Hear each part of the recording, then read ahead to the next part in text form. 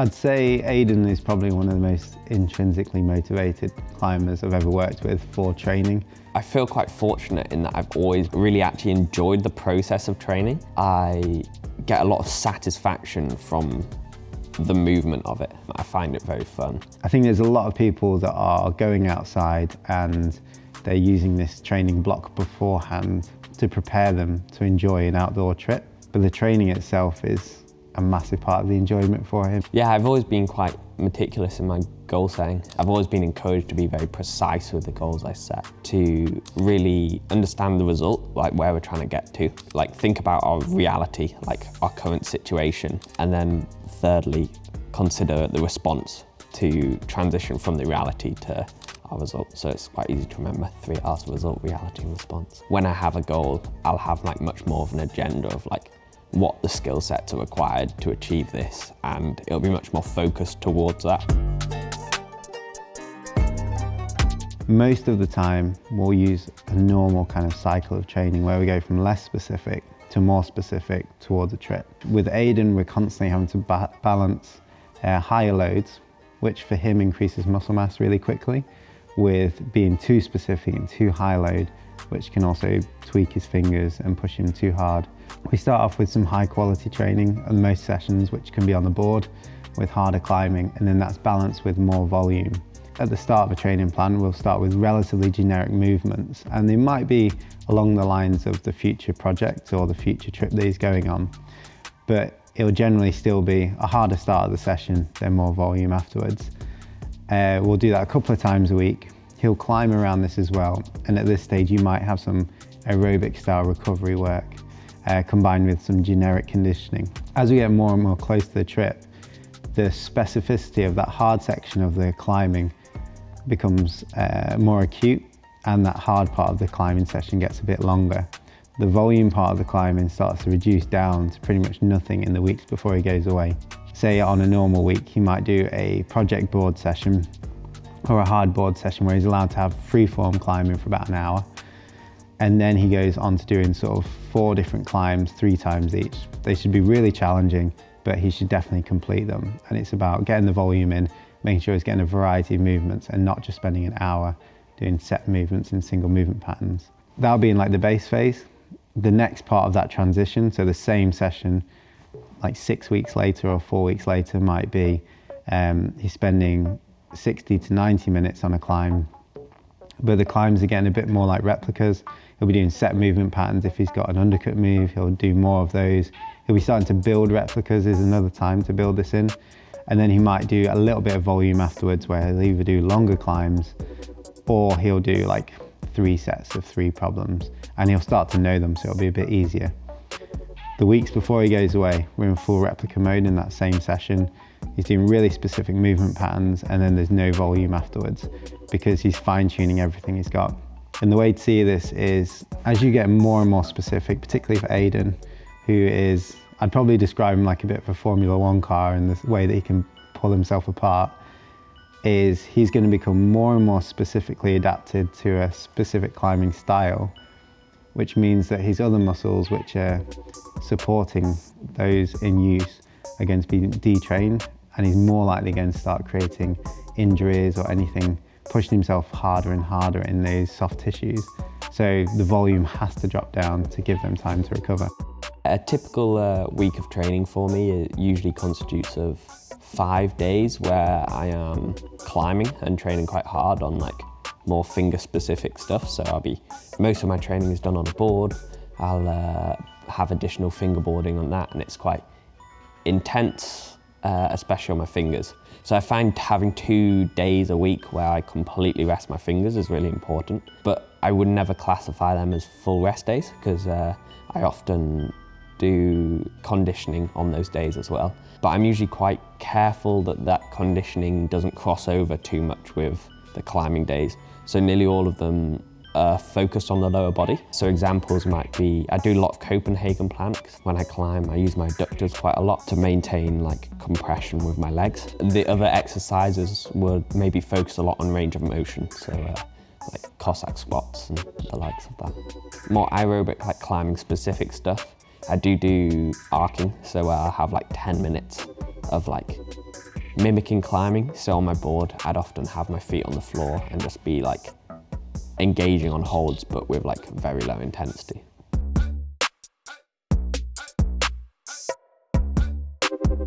Yeah, I'd say I do definitely have a reputation for having strong fingers, but I think the term is often quite misunderstood in that I think my fingers are strong in relation to this way in which I use them. So if you were to put me like on like a flat edge in like a half crimp position, which is generally the position that everyone trains in with like a straight pinky and like flexed front free, I'd say I'm not that impressive. Like I'm okay. I'm a lot better than I was, but nothing to write home about. Whereas put me on an in-cut hold with like a flexed pinky, generating force away from the wall with the hold, I think that's where I excel. So I think the term strong fingers can be misinterpreted because people would expect me just to jump on a fingerboard and be a weapon, and I'm not very good on a fingerboard. So because Aidan does push his body pretty hard and he can pull himself apart, his fingers are usually things that are suffering the most. And I'd say the majority of Aidan's training year and climbing year is around injury mitigation. So for his fingers, we usually look at doing longer duration hangs.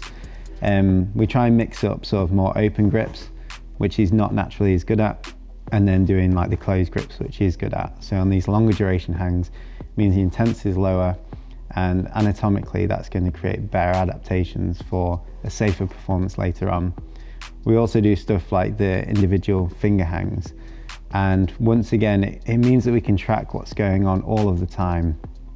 The actual loading is going to be relatively controlled for each individual digit, and it means that we can work the angles that we really want to work acutely. I always, without fail, warm up on a fingerboard. I really like it for loading in a lot of control. So before a board session, I'll always fingerboard. And it won't be like crazy high volume. Usually I'd take quite a long time to warm up. Generally, I will like warm up in half crimp first. And once I feel warm in half crimp, I will then like go into this like slightly more acutely flexed fingers, and I'll like do a few sets on like decreasing edge sizes until that feels like fully warm as well, kind of as warm as I would ever be on like a fingerboard. And then that's when I then get on the wall and start climbing. So the rest of the time he's climbing so much on a board that's going to work his max strength, power and contact strength. So these other elements outside of climbing take priority because it's all about making sure that those board sessions are high quality, and he's not going to develop any tweaks doing or pre-fatigue on non-climbing specific work for the climbing specific work. However, it's really important to remember he is effectively a full-time climber, so he has all this energy to put into these hard board sessions, and the reason why that he can develop all that finger strength and specific finger strength in those sessions is because he's done it for a very long time. He's got a really good training history, and he has the energy and time to put into it. Strength and conditioning I've definitely done a lot of for quite a long time. I think like definitely the style of boards in which I climb at, the fingers are the thing to fatigue first. So often by the time I am tired and like need to just ease off on the fingers, the rest of my body has a bit more to give. I do some like more climbing specific stuff, which is kind on the fingers. So often like at the end of a board session, I will like go on bigger, more open holds and pinches and things, and kind of like campus boulders feel like a good way in which I can like kind of work that power and like kind of engage your lats and everything, something that I'm usually less good at without too much crossover to the fingers. But that being said, you usually your body still has more to give before your fingers give out. It makes sense, right? They're a really small muscle group. It comes to an interesting idea of like what constitutes traditional climbing strength. And I think it's a weird idea, this. It's something which I think is really prevalent, and I know it's really affected me in the past. Like the idea of being really strong is like exercises like, oh, how much weight you can throw on and do a weighted pull-up, how much like you can add to a one armor, or how many one armors you can do, how much you can hang this like edge in a half crimp. And there's like a few things which are like quintessential climbing strength, which a strong climber is someone who's strong on the wall, right? It's just someone who can do climbs which like very physical climbs. And for me personally, like with analysis of my like climbing style. I rely a lot, I mentioned it a little bit earlier, of like generating force away from the wall, from the holds.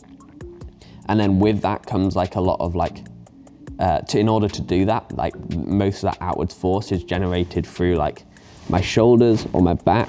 I was chatting to Ollie the other day. He was trying to condense it down to creating a vacuum, which I quite like. It's like all in aid of getting your body really close to the wall, because my legs essentially do the same. Like generally my legs are strong when they're generating force away from the wall on the footholds. If you draw your weight underneath the holds, they become more positive and you can like kind of develop more stability there, and that's where you can get like isometric positions on like quite seemingly bad holds, which you obviously couldn't if your weight was out from the wall and you were like lat and chest dominant.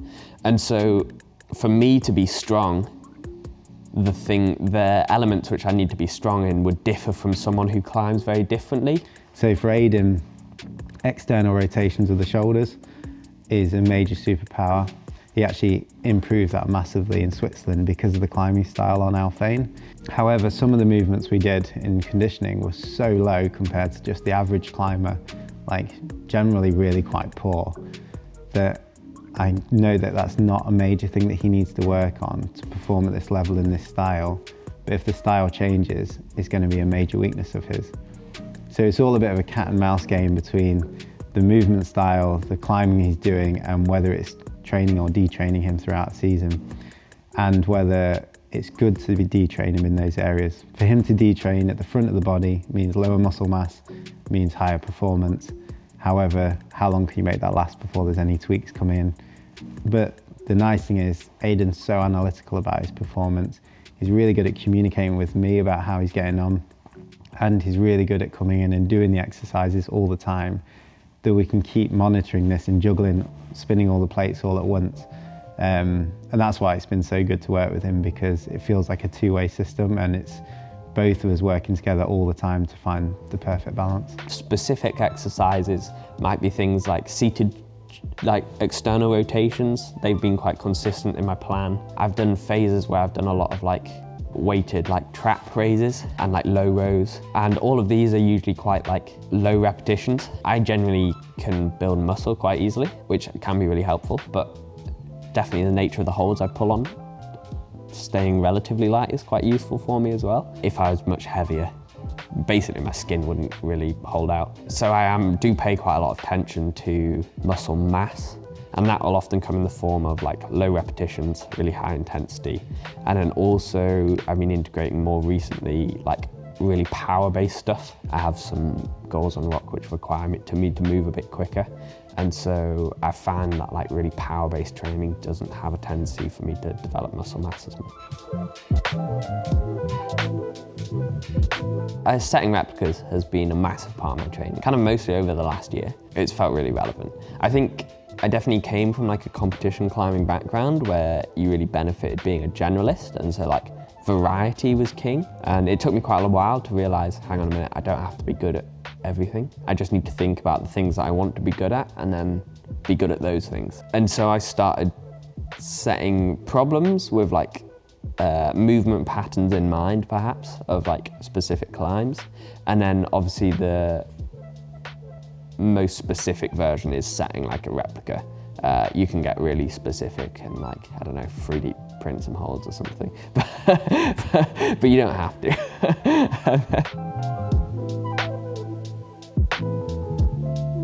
If I were to give a golden nugget, I'd think there's a real importance to consider what it is you want to do with your climbing, to analyze your skill set and the way in which you move, and to train in a way which like helps bridge this gap as best as possible. So I'd like encourage people not to buy into like a conventional idea of climbing strength, because I don't think it exists. I think climbing strength is an individual thing. There's strength in certain elements which constitute our climbing style, and it's not the same for everyone. So I'd encourage people to really consider how they move, and if there's limitations in how they move, to actively make decisions to change that. But if their way in which they move can translate to the things they want to do, to really pick apart the specific elements of that and train those specifically. to do the things you want to do.